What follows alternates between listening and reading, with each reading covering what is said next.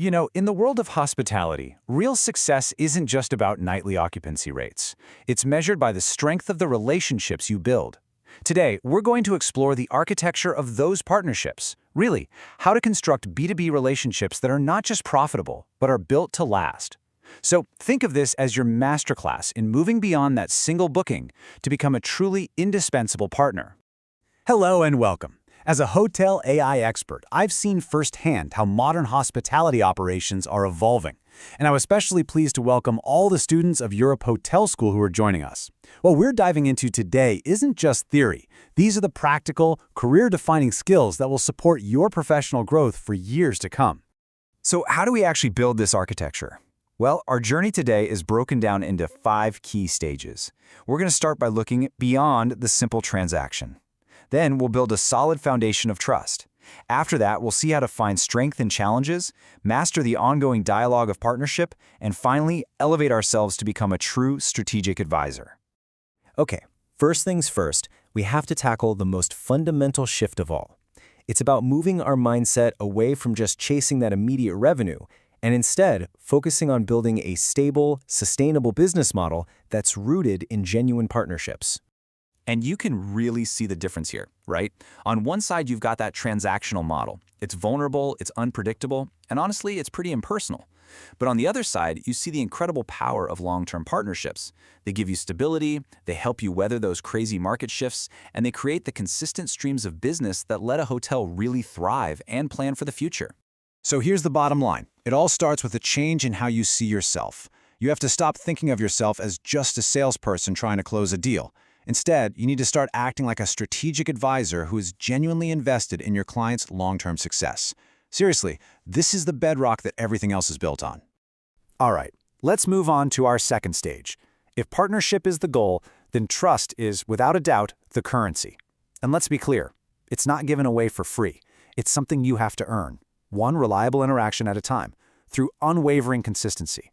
So how do you actually build that trust? Well, it really boils down to 4 non-negotiable pillars of reliability. First up, honoring your rates. No last-minute surprises ever. Second, ensuring availability. The room or the space you promised, it has to be ready. Third, delivering on your promises. Every single service you agreed to, you deliver. And finally, responding promptly. When your client needs help, you're there, fast.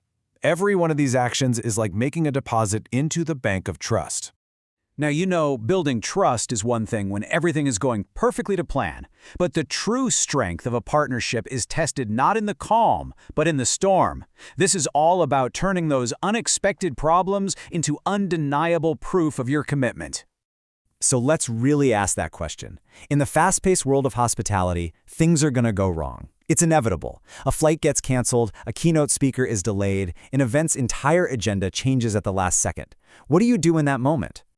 Okay, just picture this scenario. Your biggest corporate client calls you, totally panicked. There's been a massive, last-minute change to their conference schedule and it starts in just a few hours. This is one of those moments where a relationship can either completely shatter or become stronger than ever. This is the moment of opportunity. Instead of citing the contract or pointing out all the difficulties, the true strategic partner responds with calm, flexible, and creative collaboration. That kind of response, it transforms a potential disaster into this powerful demonstration of your value.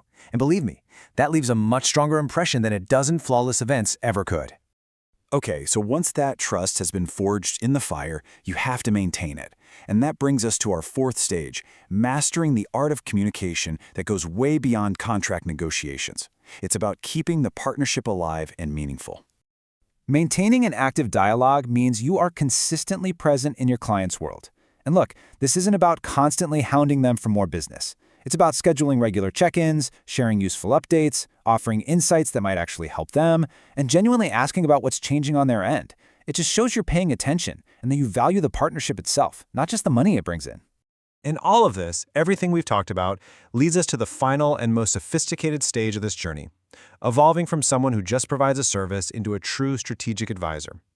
This is where you stop just responding to needs and you start anticipating them. The key concept here is proactive engagement. So what does that actually mean?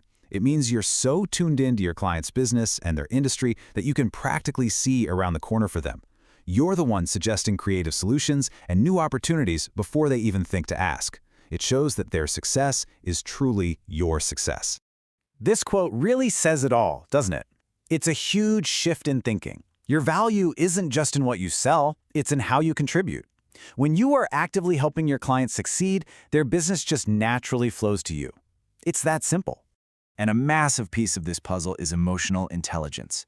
You have to understand the pressures your clients are under. I mean, they have budgets they have to meet, they've got bosses to report to, they have all these complex logistics to manage. When you can show a little empathy and actively make their job easier, you become more than just a vendor. You become an ally. So as we wrap this up, I want to leave you with one guiding question to take with you. As you begin your careers, ask yourself this: will you be a builder of temporary transactions, or will you be an architect of lasting partnerships? The choice you make will define your success.